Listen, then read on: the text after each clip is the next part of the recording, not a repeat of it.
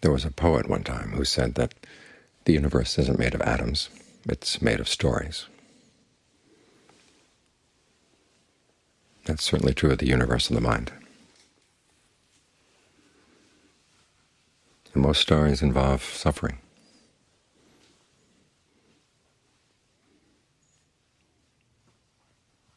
There's a passage where the Buddha uses the pattern of dependent co-arising to describe, he usually uses it for describing the origin of suffering, but he also says it's the origin of the world. Our sense of the world comes from the processes of dependent co-arising. And they start with ignorance and they end with suffering. But there's another passage where he goes through dependent co-arising and arrives at suffering, and then he says the next step is conviction. In other words, you're looking for a way out, and you decide you've found the way out in the story of the Buddha, because that's what conviction is all about. And it's through that conviction that we can actually get the strength of mind, get the motivation to practice, so we can find a way out of suffering. And the main topic of conviction is being convinced of the Buddha's awakening. Now that's a story that helps lead out. It shows us how the Buddha led out of all those narratives and all the other stories that had bound him for so long. You remember the first knowledge he gained on the night of his awakening was the knowledge of his previous lifetimes. Aeons and aeons and aeons. And when you see so many stories like that, the stories themselves begin to become meaningless. He was born with a certain name, lived in a certain species or clan, had this experience of pleasure and pain, this was the food he ate, then he died. That was it, again and again and again, same pattern over and over again. It gave him a sense of urgency, a sense of terror, actually. When we translate Sangwega, it's good to remember that it's not just dismay, but it also means terror. That if this process doesn't end, it's just going to keep on and leading to more and more and more suffering. But notice how the dimension of time changes the meaning of the stories. It's an immense dimension of time. As he once said, you can't find a beginning point of time. Or he says it's inconceivable. It's so out there that you can't even think about it.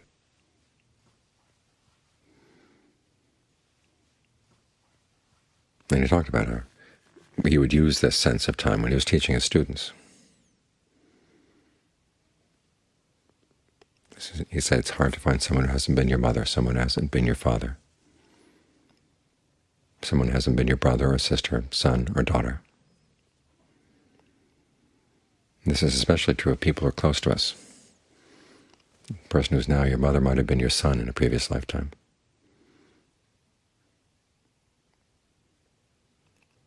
Your daughter might have been your brother. It gets mixed up again and again and again, all kinds of combinations. And when the Buddha taught about how all the people you meet have probably been your mother at one point, it wasn't to give rise to a sense of compassion for everybody you meet. It was to give rise to a sense of terror and a desire to get out. Because we think about how difficult our relationships are with our parents and with our children and our siblings. Well, it hasn't been just this way in the 20th and 21st centuries. It's always been difficult.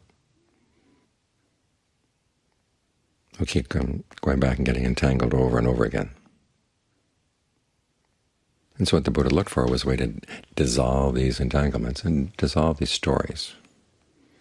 That's why he went to the second knowledge.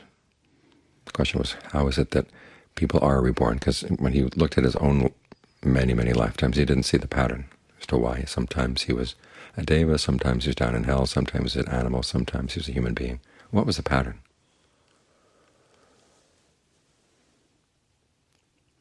He's commented how a lot of people who gain knowledge of previous lifetimes come to all different kinds of conclusions, because it's a very complex process. But with that second knowledge, he saw it was all because of our karma, our intentions, the intentions we act on, and the views we have.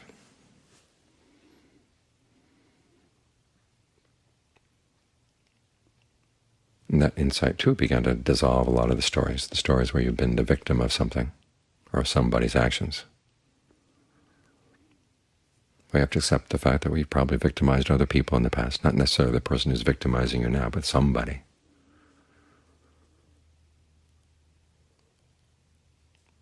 And it makes the desire for justice seem petty, trying to get back at somebody.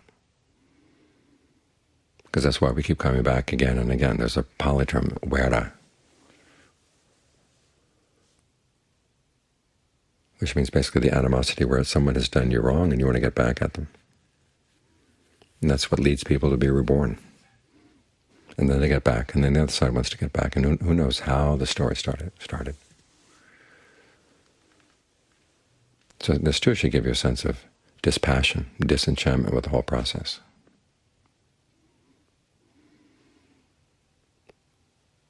So it's not just at large dimensions of time, but also large dimensions of space, all the different levels of being. And the Buddha saw there was no happiness to be found, or no lasting happiness to be found. Which means that no matter how much we care for other people, we can't be responsible for their happiness. There's nobody in charge. Remember that chant we do again and again. There's no one in charge. Well, this is what it means. There's no plan, there's no rhyme or reason to the universe. It has its patterns. And as with any complex system, if you learn how to manipulate the patterns, you can use them to get out. That's the Buddha's recommendation. Because we've been good to one another, we've been bad to one another. But you have to realize you can't be there always for somebody. This is why I chant for goodwill. It says, may all beings look after themselves with ease. You're not promising to be there for them, because you can't. You can be there for a little bit, but then there comes a point where it's beyond your control.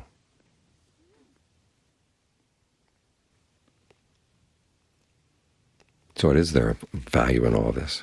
Well, the Buddha said, the path out is the most valuable thing. Having a right view, having your virtue. He says there are times when people are tempted to go against their virtue, either for fear of losing their relatives, or from harming their health, or from harming their wealth. He says health, wealth, relatives, losing those is nothing important. Here's the same person who said we have this immense debt of gratitude to our parents, but at the same time he says if it comes to the precepts, you have to hold on to the precepts as being more valuable. Because if you break the precepts for the sake of your relatives, then everybody dies, and then what are you left with? You're left with a karma. And you're also left with having set a bad example for your relatives, or your friends, or the people who saw what you did. That can have an impact for a long time.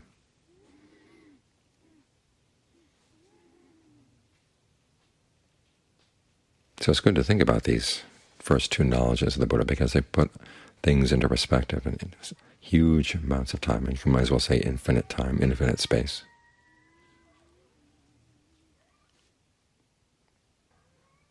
And we're dealing with individual people right now, but you have to think of it in terms of that much larger picture. That you have goodwill for one another, you try to help one another as you can.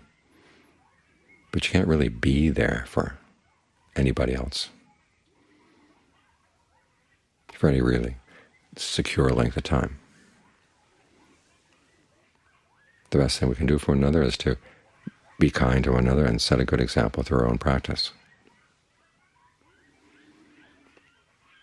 And try to dissolve the stories away as much as we can. This is what the Buddha's awakening knowledge is. It's a solvent. It's called a universal solvent. To dissolve all the worlds that we've been involved in, all the stories we've been involved in. Because when we get down to the Four Noble Truths, and that's the third knowledge, beings and worlds disappear. It's just suffering and the acts of the mind that lead to suffering. In other words, the things that you experience directly inside that nobody else can experience. Each of us has to experience these things on our own, the suffering, things inside that lead to suffering, and also the qualities we can develop that can take us beyond suffering. There are no stories there.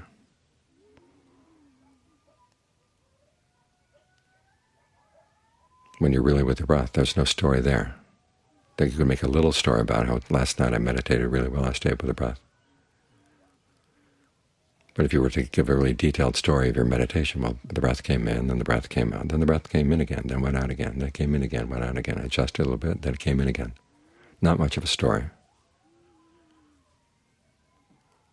When you get to nirvana, there are no stories at all, no suffering at all.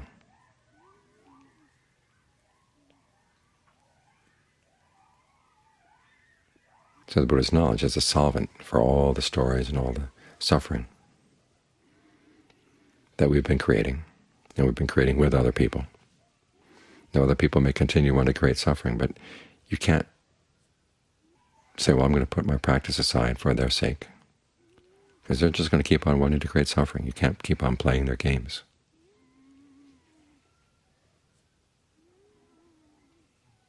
There comes a point where you have to say, enough. And you do it with kindness, and you do it with firmness. And you remember what your true valuables are, not your relatives, not your wealth, not your health. Your right views and your virtue. Those are the things you can really hold on to. Because if you lose those, you lose an awful lot. You just go back into that maelstrom of worlds again. And who knows when you're going to come out again. There's an image in the Divine Comedy, Francesca de Rimini. She's in a whirlwind with her lover. And Danya tries to talk to her, but she keeps getting whirled around. Every now and then her face appears again in the midst of the whirlwind. They exchange a few words, and before the sentence is done, she's off again.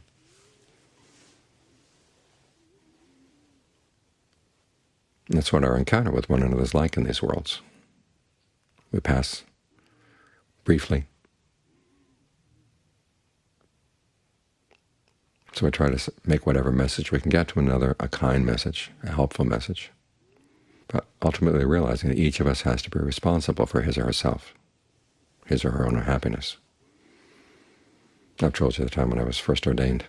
There's another young man who was ordained at the same time. He was going to get married, and his fiancée said she didn't want to marry someone who hadn't been a monk.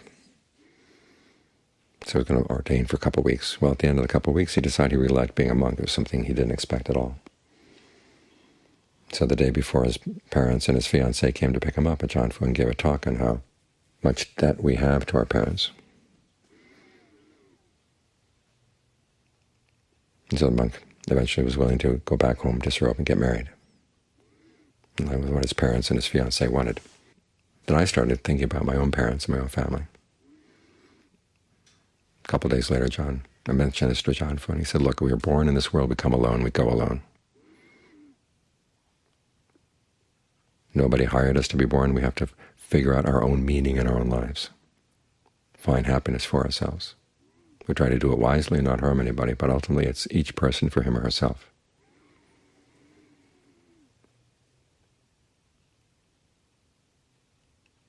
Something of a paradox. As he told the young man, we didn't come into the world alone. They told me we come into the world alone. A different teaching for different people at different places in their practice. But as practitioners, we have to realize, okay, we're here because we realize we can't find happiness in the world. The world is not there to give us happiness. And all the stories that make up our worlds are not going to end unless we take the Buddha's awakening, have conviction in the Buddha's awakening as the way out. That provides the solvent that can dissolve these stories away.